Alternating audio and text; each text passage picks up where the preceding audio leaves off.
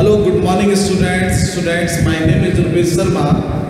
I teach in PPSB MIC Nanakmatta. Students, जो आज आपको बताया जा रहा है कि वैद्युत रसायन इलेक्ट्रोकेमिस्ट्री और इलेक्ट्रोकेमिस्ट्री की आज मैं बहुत अच्छे टॉपिक लेके आया हूँ। इन टॉपिक्स को आप बड़ी बारीक से पढ़ेंगे तो लंबे समय तक आपको याद रहेगा। तो सबसे पहले हम बात कर लेते हैं कि टॉपिक से पहले बात कर लेते हैं कि वैद्युत रसायन होता क्या है। अगर मैं बात करता हूं कि वैद्युत रसायन क्या है, तो वैद्युत रसायन का मतलब होता है कि जहां पर किसी भी रासायनिक ऊर्जा को, कोई भी रासायनिक ऊर्जा है, उस रासायनिक ऊर्जा को हम विद्युत ऊर्जा में बदल सकते हैं, विद्युत ऊर्जा में बदल सकते हैं और इसी विद्युत ऊर्जा को हम दोबारा रासायनिक ऊर्जा में बदल सकते हैं। ये ब्रांच, ये शाखा, ये बुक, ये अध्ययन वैद्युत रसायन कहलाता है। तो अगर पेपर में या वैसे किसी ने आपसे जो पूछ दिया कि इलेक्ट्रोकेमिस्ट्री वैद्युत रसायन क्या है, तो वैद्युत रसायन का मतलब होता है the branch of chemistry which deals with the study of electrical energy converted to the chemical energy and chemical energy converted to the electrical energy। जिस शाखा के अंतर्गत अगर हम रासायनिक ऊर्जा को विद्युत ऊर्जा में बदल सकें और विद्युत ऊर्जा को पुनः हम रासायनिक ऊर्जा में बदल सकें, उस शाखा को हम बोलते हैं वैद्युत रसायन। Is that clear? ठीक है। अब इसके बाद जो मैं टॉपिक जो लेके आया हूं उनको बड़े ध्यान से सुनना है। देखिए, बात करते हैं यहाँ पर सबसे पहले ओम के नियम। ये फिजिक्स का टॉपिक है, लेकिन हम यहाँ पर फिजिक्स की ही बात कर रहे हैं। ओम का नियम क्या है, और यहाँ पर फिजिक्स से रिलेटेड केमिस्ट्री की बात आ जाएगी। स्पेसिफिक रेजिस्टेंस, कंडक्टिविटी, ये फिजिक्स और केमिस्ट्री दोनों में टॉपिक आते हैं। तो ओम का नियम क्या है? तो ओम के नियम में ये बात कही गई है कि यदि कोई चालक तार है, इसमें अगर V वोल्ट से इसको कनेक्टेड कर दिया जाए तो इसके अंदर आई धारा बहने लगेगी। जैसे मान लिया कि हमारे घर में कोई भी जो लाइट आती है तो उससे पहले वोल्टेज दी जाती है और वोल्टेज से करंट फ्लो होता है। तो जितना जितना वोल्टेज हमें मिलेगा उतना ही करंट मिलेगा।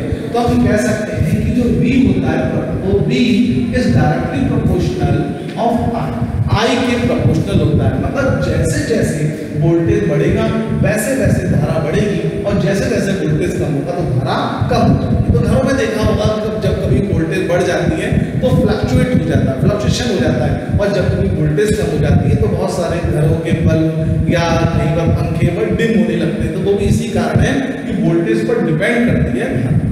अब हमें पता है कि V और I के बीच में एक कांस्टेंट होता है V बराबर RI, जहां R एक प्रतिरोध होता है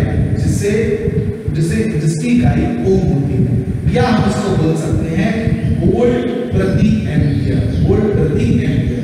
अब बात करते हैं कि रेजिस्टेंस क्या है। What is the meaning of the resistance? देखिए, रेजिस्टेंस का मतलब होता है कि अगर कोई भी इलेक्ट्रॉनिक चीजें बनती हैं तो बनने में उसमें वोल्टेज दी जाती है। जब वोल्टेज दी जाती है तो उसके अंदर करंट बहता है, लेकिन वो करंट कहीं उसमें ज्यादा आने के कारण उसकी किट डैमेज ना हो जाए, कहीं ना कहीं उसके अंदर कहीं उसमें फ्लक्चुएट मतलब फॉल्ट ज्यादा ना हो जाए। इसलिए उसमें बीच में जो इलेक्ट्रॉनिक्स जितने भी सामान होते हैं उसमें प्रतिरोध जोड़ा जाता है। प्रतिरोध की जो शेप मैं बता दूं, इस तरह से टर्मिनल टाइप का होता है। एक नक्का होता है, एक इधर होता है, एक इधर होता है, और इस पर इस तरह से कुछ निशान होते हैं।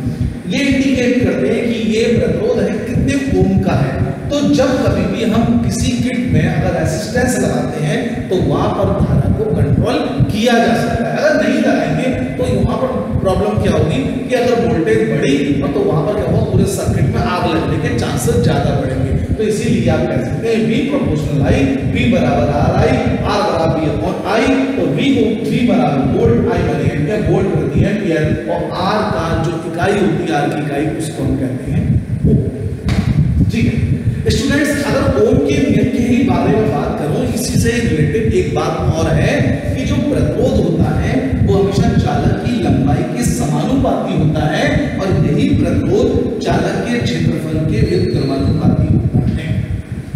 तो हम ये कह सकते हैं कि जो रेजिस्टेंस होता है किसी भी कंडक्टर का, रेजिस्टेंस ऑफ एनी कंडक्टर, जो रेजिस्टेंस होता है is directly proportional of the length of conductor, और रेजिस्टेंस इज एंटी मतलब आप एंटी डायरेक्टली प्रोपोर्शनल आप कह अपॉन ए, मतलब एरिया के अपोजिट होता है। अगर हम बात करते हैं कि यहाँ पर लेंथ, अगर माना किसी भी तार की लंबाई इतनी है और किसी तार की लंबाई इतनी है और किसी तार की लंबाई इससे भी ज्यादा है, इसकी लंबाई से ज्यादा ये, इसकी लंबाई ज्यादा है, तो जितनी लेंथ बढ़ेगी उसमें लगने वाला प्रतिरोध भी ज्यादा होगा। तो हम कह सकते हैं resistance is directly proportional of the length of conductors. जितनी भी चालक की लंबाई बढ़ेगी उसमें लगने वाला रेसिस्टेंस भी ज्यादा होगा, और रेसिस्टेंस जो होता है वो एरिया के अपोजिट होता है। अगर हमारा कोई तार है उसकी मोटाई क्या है, इतनी है, और किसी की मोटाई इतनी है और किसी की मोटाई इससे भी ज्यादा है, तो जितने जितने मोटे मोटे तार होते हैं एरिया ज्यादा होता है, और जब एरिया ज्यादा होता है तो उसके अंदर लगने वाला रेसिस्टेंस भी क्या हो जाता है, कम हो जाता है, क्योंकि वो कैपेसिट हो जाता है, वो सहन कर सकते हैं। कई बार करंट आया ज्यादा, तो करंट आने का मतलब क्या होगा कि जब मोटे तार होते हैं वो उसको सहन कर सकते हैं, कैपेसिट कर सकते हैं, इसलिए वहां पर रेसिस्टेंस कम लगाने की जरूरत पड़ती है। और जितने पतले तार होते हैं उनमें एरिया कम होता है, जब एरिया कम होगा तो उसमें रेसिस्टेंस ज्यादा लगेगा। तो हम कह सकते हैं कि R प्रोपोर्शनल है और R एंटी प्रोपोर्शनल 1/a, तो इनमें कॉमन ले लिया R, वही हो गया L/a।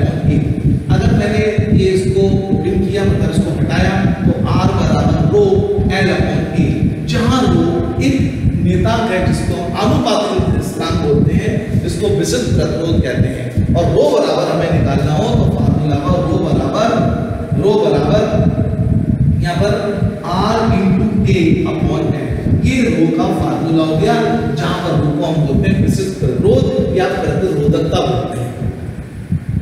अब इसकी इकाई के बारे में बात कर लेते हैं। R की इकाई होती है ओम, A की होती है सेंटीमीटर स्क्वायर, और L की होती है सेंटीमीटर, इसको कट किया, इसकी हुई ओम सेंटीमीटर। तो ये हमारे पास होता है स्पेसिफिक रेसिस्टेंस। स्टूडेंट्स, एक बहुत इंपॉर्टेंट बात है, इसके अंदर ध्यान रखिए, हमें पता है रो बराबर होता है R × A/L, लेकिन कभी कभी रो और R के बराबर हो जाता है। वो कंडीशन क्या है, रो R के बराबर तभी होगा जब एरिया और उसकी लेंथ दोनों इक्वल हो जाए। अगर हम किसी भी तार में लंबाई अगर हम 1 सेंटीमीटर ले लें या क्षेत्रफल को 1 सेंटीमीटर स्क्वायर कर लें, तब 1 से 1 कैंसिल हो जाएगा, उस समय रो बराबर R होगा। यानी 1 की जगह अगर ये दो ले, ये तीन ले, मतलब एरिया और लेंथ जब दोनों इक्वल स्टेज में होते हैं, तब वहां पर जो रेसिस्टेंस होता है, रेसिस्टेंस R होता है, वो स्पेसिफिक रेसिस्टेंस के बराबर होता है। तो वहां पर कोई अंतर नहीं होता, वहां पर सब सिमिलर होती है। तो हम यहाँ पर कह सकते हैं कि रो बराबर R × A/L।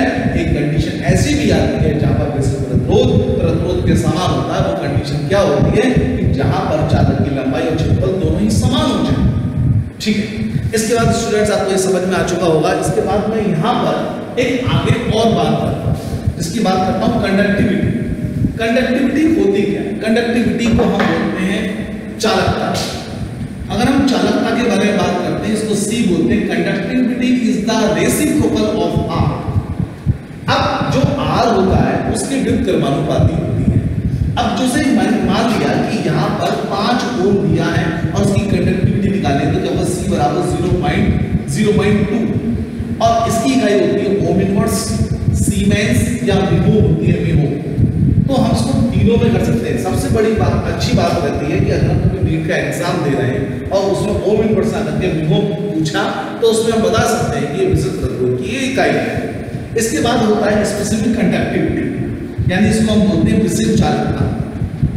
जो विशिष्ट चालकता होती है वो क्या होती है? तो विशिष्ट चालकता जो होता है वो ग्रीक शब्द के मतलब कप्पा से लिया गया है। ग्रीक शब्द कप्पा होता है, के से लिया गया है, और जो के बराबर होता है वो विशिष्ट प्रतिरोध का अपोजिट होता है।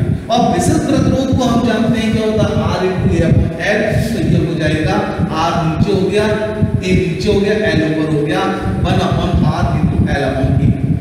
हम विशिष्ट प्रतिरोध की जगह लिख सकते हैं 1/R, रो की जगह लिख सकते हैं यहाँ पर 1/R × L/A, क्योंकि ये नीचे जो नीचे वाला हिस्सा ऊपर आ जाएगा। और इसकी इकाई अगर हम निकालें, R की इकाई होगी ओम, L की होगी सेंटीमीटर, इसकी होगी सेंटीमीटर स्क्वायर, इसको कट किया तो ओम इनवर्स सेंटीमीटर इनवर्स। तो स्टूडेंट्स, हम इसकी इकाई निकाल सकते हैं, और हमें पता है जो विशिष्ट चालकता है वो विशिष्ट प्रतिरोध का अपोजिट होती है। स्टूडेंट्स, एक छोटी सी बात मैं आपको बता रहा हूँ और वो समझने के लिए। देखिए, कहीं पर आप न्यूमेरिकल एक वैद्युत अपघट्य है, एक वैद्युत अपघट्य है और उसकी चालकता आपको दे रहा हो, जैसे कहीं पर चालकता दे दी आपको 20, तो आपको दिमाग में रखना है कि वो चालकता C है या K है। C भी हो सकती है और K भी हो सकती है। देखिए अगर कहीं पर वैद्युत अपघट्य दे, वैद्युत अपघट्य माने बहुत सारे, कुछ भी हो सकता है, लेकिन जब वैद्युत अपघट्य कई सारे दे तो उसका मतलब कॉमन है, तो जब कॉमन दे तो वहां पर C लगाएंगे, और जब पर्टिकुलर किसी का नाम देता है, जैसे हमने देखा वैद्युत अपघट्य NaCl, वैद्युत अपघट्य KCl, वैद्युत अपघट्य KGPr, तो वहां पर चालकता के लिए हम K का यूज करते हैं।